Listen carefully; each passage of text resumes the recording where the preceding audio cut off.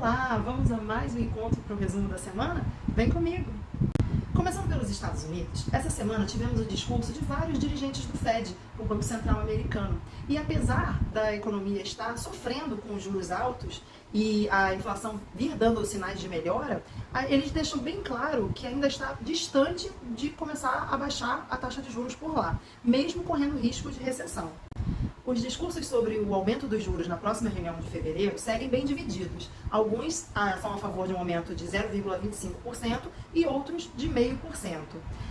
Alguns indícios de que já está começando uma recessão podem ser apresentados em alguns indicadores, como, por exemplo, vendas no varejo, onde era esperado em dezembro uma queda de 0,8%, mas a queda foi de 1,1%, acima do previsto. Também saiu o IPP, que mede a inflação ao produtor, e em dezembro era esperado uma queda de 0,1%, mas essa queda foi de 0,5%.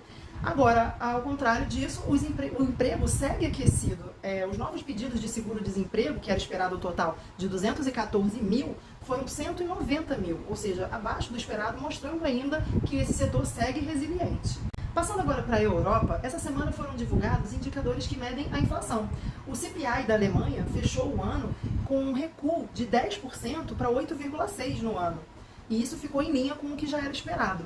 E o IPP da Alemanha, que mede a inflação ao produtor, e até pouco tempo atrás, em setembro, estava mais de 45%, fechou o ano em 21,6%, ainda elevado, mas com uma boa queda.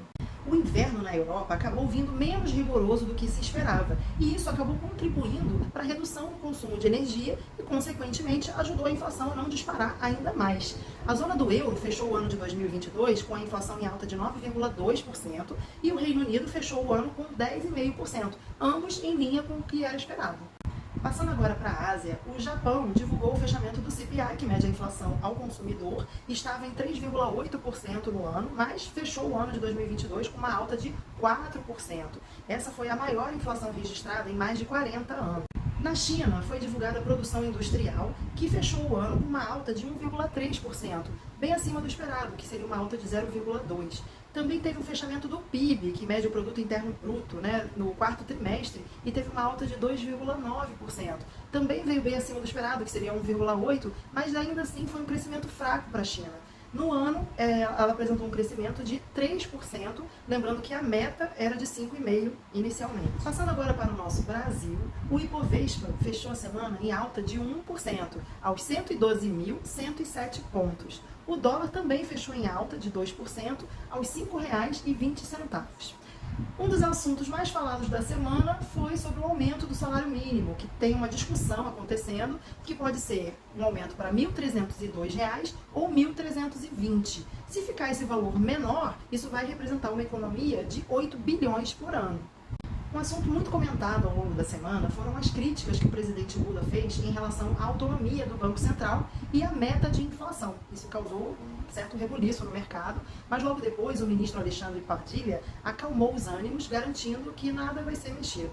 Também o presidente do Banco Central, Roberto Campos Neto, garantiu que haverá independência do Banco Central até o final do seu mandato, que deve acontecer daqui a 2 anos. Outro assunto bastante comentado ao longo da semana foi sobre as lojas americanas, que essa semana pediu recuperação judicial e com isso ganhou 60 dias de prazo para apresentar um plano de recuperação.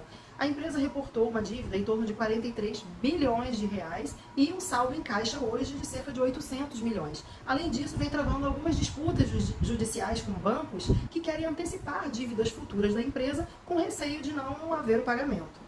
De indicadores econômicos, tivemos a divulgação do IGP-10, que mede a inflação até o dia 10 de cada mês. E em janeiro, apresentou uma alta de 0,1%, abaixo do esperado, que seria de 0,3%. Também foi divulgada a taxa de desemprego, que caiu de 8,3% para 8,1%, ficando em linha com o que era esperado. Obrigada por me acompanhar até aqui. Se você gostou, curte, compartilha com os amigos. E eu te aguardo na semana que vem. Bye!